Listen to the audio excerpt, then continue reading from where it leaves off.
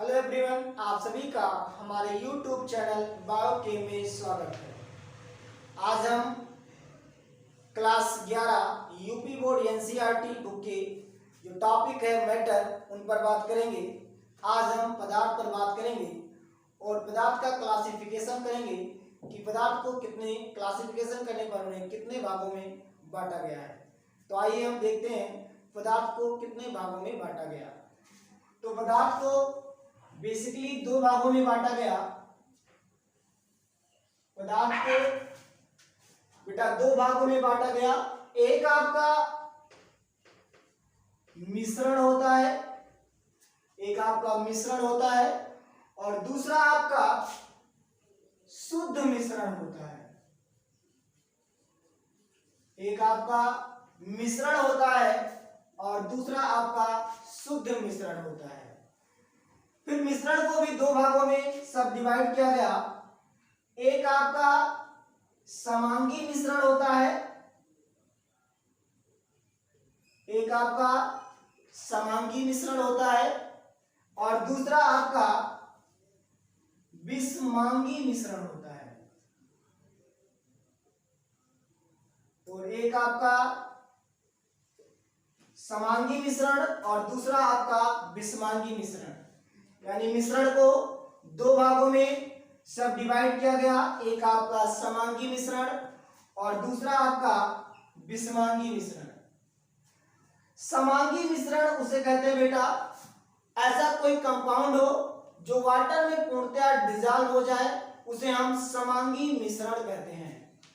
इनके मॉलिक्यूल्स क्या हो, वाटर में पूर्णतया डिसॉल्व हो जाए। जैसे पानी और चीनी का अगर हम मिक्सचर लेते हैं तो जो चीनी के मॉलिक्यूल्स होते हैं वो वाटर में पूर्णतया डिसॉल्व हो जाते हैं। तो ऐसे सॉल्यूशन को हम समांगी मिक्सचर कहते हैं या मिश्रण कहते हैं। इंग्लिश में हम होमोजेनस मिक्सचर कहते हैं। ठीक है, तो इनसे शरबत बनेगा। इसमें जो पानी की मात्रा बेटा ज्यादा होता है इसीलिए इसे हम विलायक कहते हैं, और चीनी की मात्रा कम होती है इसीलिए इसे हम विलय कहते हैं। ठीक है, ये जो कंपोनेंट है सॉल्यूशन के, एक आपका विलय होता है, एक आपका विलायक होता है। तो मिश्रण को सब दो भागों में डिवाइड किया गया, समांगी मिश्रण और दूसरा विषमांगी मिश्रण। समांगी मिश्रण को इंग्लिश में होमोजेनस मिक्सचर कहते हैं और विषमांगी मिश्रण को हम हेटेरोजेनस मिक्सचर कहते हैं। समांगी मिश्रण उसे कहते हैं बेटा जो है ऐसे कंपाउंड जो वाटर में पूर्णतया डिसॉल्व हो जाएंगे उन्हें हम समांगी मिश्रण कहते हैं, और जो वाटर में बेटा पूर्णतया डिसॉल्व नहीं होते उन्हें हम विषमांगी मिश्रण कहते हैं। जैसे पानी और तेल, अगर हम पानी और तेल को मिलाते हैं तो तेल के जो मॉलिक्यूल्स होते हैं वो हमको आसानी से दिखाई देते हैं, लेकिन अगर हम चीनी और पानी का मिक्सचर बनाते हैं तो हमें चीनी के मॉलिक्यूल्स दिखाई नहीं देते। तो हमारा पानी प्लस चीनी हो गया एक समांगी मिश्रण और पानी प्लस तेल हो गया हमारा विषमांगी मिश्रण। ठीक है, अब हम बात करेंगे शुद्ध मिश्रण को कितने भागों में बांटा गया। तो शुद्ध मिश्रण को बेटा दो भागों में बांटा गया। एक आपका होता है तत्व और दूसरा होता है बेटा आपका यौगिक। एक आपका होता है तत्व और दूसरा होता है आपका यौगिक। तत्व को इंग्लिश में एलिमेंट्स कहते हैं और यौगिक को इंग्लिश में बेटा कंपाउंड कहते हैं। क्या बोलेंगे, कंपाउंड्स कहते हैं। तो हम शुद्ध मिश्रण को भी दो भागों में डिवाइड कर सकते हैं। एक आपका तत्व होता है और दूसरा आपका यौगिक होता है। तत्व के बारे में बेटा हम बात किए थे कि तत्व जो होता है बेटा इस पृथ्वी पर 118 पाए जाते हैं। ये हमने नेक्स्ट लेक्चर में हमने बात किया था तत्व के बारे में कि इस पृथ्वी पर 118 तत्व पाए जाते हैं। इनमें हमने बताया था बेटा कि इसमें 94 आपका नेचुरल होता है और इसमें जो 24 होता है ये आपका आर्टिफिशियल होता है। इनके बारे में हमने जो हमारा वीडियो बैक पड़ा हुआ उनमें देख सकते हैं एलिमेंट के बारे में। तो इनमें जो आपका 94 नेचुरल होगा, 24 आर्टिफिशियल होगा। एक चीज और आपको यही बता दें कि इनमें 90 जो होगा 91 होगा ये आपका मेटल होगा, और जो 20 होगा ये आपका नॉन मेटल होगा, 91 आपका मेटल होगा और 20 आपका नॉन मेटल होगा। और जो आपके 7 होंगे ये आपके मेटेलॉइड होंगे। ओके, तो इन सभी के बारे में हम बात कर चुके हैं, इन पर हम बात नहीं करेंगे। हम बात करेंगे यौगिक के बारे में। दूसरी चीज इसकी डिफिनेशन की, अगर हम एलिमेंट की डिफिनेशन की बात करें तो element according to Robert Boyle, एक साइंटिस्ट थे जिनका नाम था रॉबर्ट बॉयल।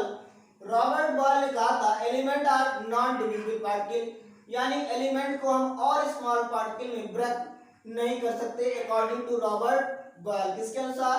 रॉबर्ट बॉयल के अनुसार। एलिमेंट का फॉर्मेशन कैसा होता है ये भी आप जान लीजिए।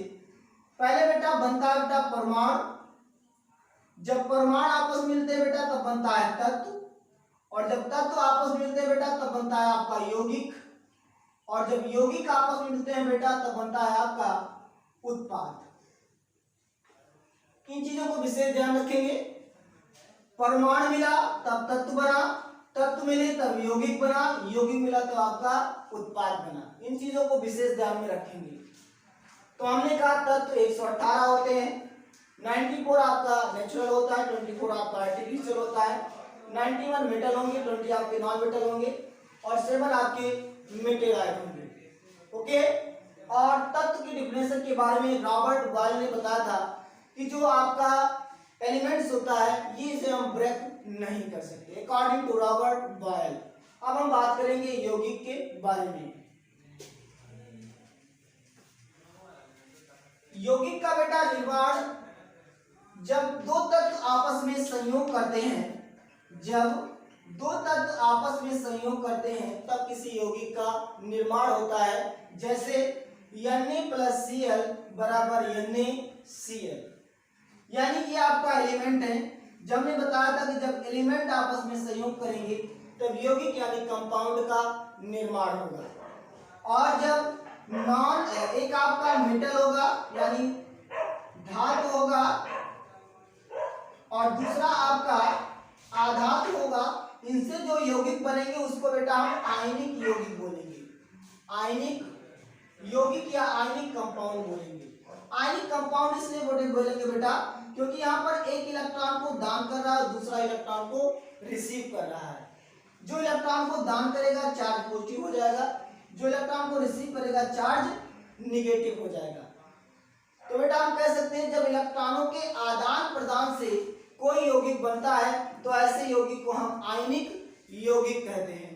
ठीक है, जैसे NaCl, KCl, KCl, MgCl2 ये सब क्या है आपके आयनिक यौगिक हैं। ओके, ये चीजें आप इसे ध्यान रखेंगे।